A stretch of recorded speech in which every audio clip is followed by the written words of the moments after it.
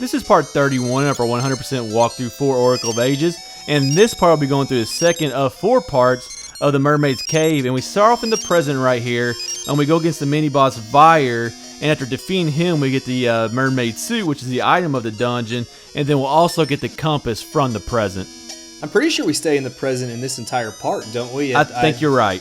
I could be wrong, and we might go at the very end, but I'm pretty sure we stay in the present in this entire part. But I will say, we've kind of talked about the whole past and present thing a little bit already in the first part of this dungeon, but I do kind of like how there was a separate map and compass for the past and present. That's just something we've never had before, and I like the idea. I hated it. I'm not going to lie. I absolutely hated it. Like, it's hard. Well, it's not hard to find a map and a compass, but they, like, find 2 of them. I mean, yeah, it made sense why there was 2 of them, but yeah, I just thought it was a little bit overboard, and then the maps, okay, I understand the maps being a little bit different, but I mean, I guess logically it does make sense that there would be 2 maps because the layouts are different, but I was not a fan of that whatsoever. It does go along with having like the 2 separate keys to get into the dungeon as well. Like we had the old key and then the mermaid key that we got in the present. So it does fit with that theme, annoying as it kind of can be from time to time. See, speaking of annoying though, like we've had these pushing block puzzles before in the game where you just try to line up the color. And for the most part, they've been pretty quick and pretty easy. But this one was one of the more tedious and difficult ones I thought in the game so far. Well, it's difficult because you have all the holes right there, so you can't just push it around. Like, yeah, there's some constraints on where you can push these blocks, but with the holes, it was very easy to get to that part where you're like, oh crap, I can't push this direction anymore, and you kind of have to go out and start over. So, yeah, very difficult. Obviously, since it is a walkthrough, I knew what I was doing, but even with knowing what you were doing, I still found that one to be kind of difficult to remember, and I'm kind of like with you, like, yes, I know Ages is a puzzle game, and I think for as much as I do hate Ages, it really did capitalize on the puzzles, and it was good for that concept. But I thought just they had like a couple things, like the block puzzles, they just did it a couple too many times. I agree, and then like of course the further in the game you get, the more difficult they're going to be, but they kind of took it to extremes. But you want to talk about puzzles that just got annoying. These turnstiles, we've seen them earlier in the game, but this time that we encounter them 2 or 3 times throughout the dungeon, it just makes it to where we have to go in circles over and over in this same little like 2 or 3 rooms. It just, I think, adds so much artificial length and time to this dungeon. Can't stand it.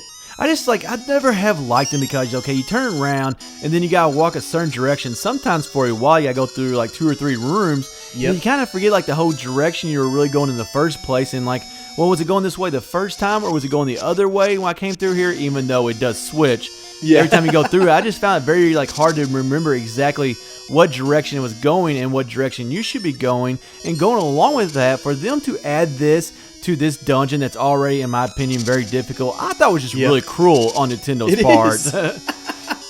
Well, I mean, just in general, I feel like it's another element from previous dungeons they kind of just threw in there. We've talked a little bit before how sometimes these dungeons don't feel like how they have a consistent flow or theme or whatever you want to say to them. It feels kind of like they're almost cobbled together a little bit.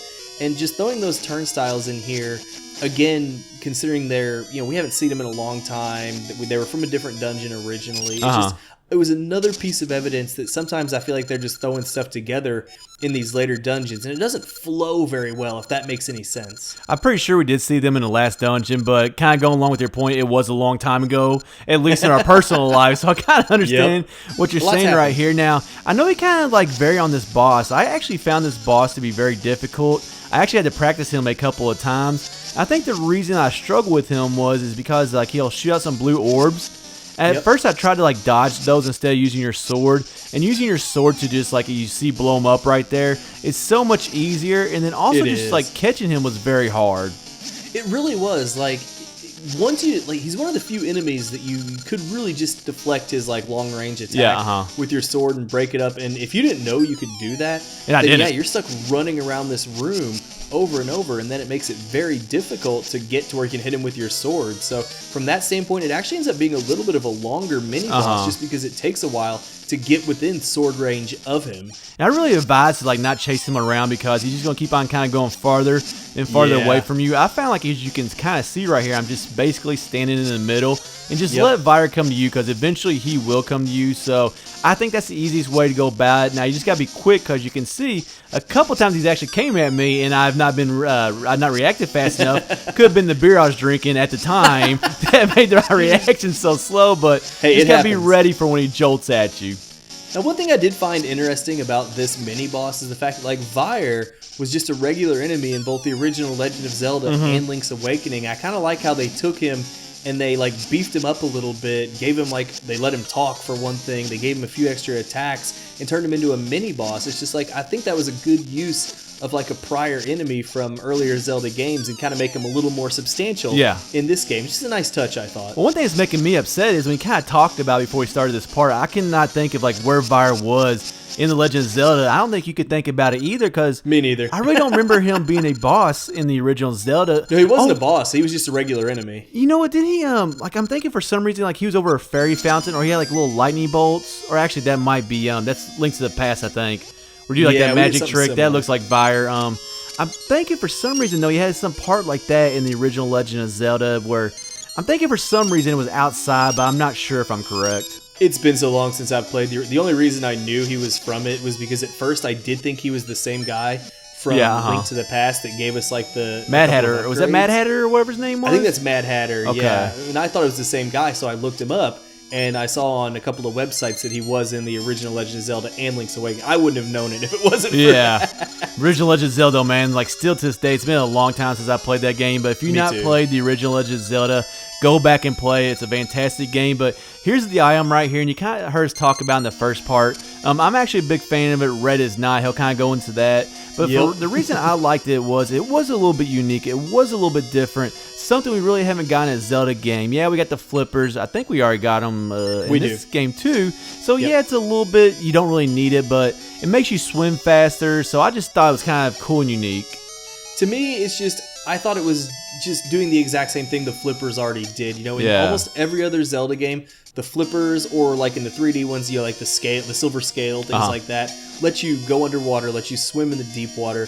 And we already got the flippers in this game. So for me, it just felt a little weird to get an item that kind of duplicated that. They do a great job, and I don't think we see it in this part because it's almost over. But like when we actually go, like, underwater, and you actually do, like, a top-down view while you're swimming underwater instead of just the side-scrolling. So they do implement that well. But to me, it was just an item that I felt like just duplicated what we already had in the flippers. And again, it's another non-offensive weapon, or another non-offensive item, and I just hate that.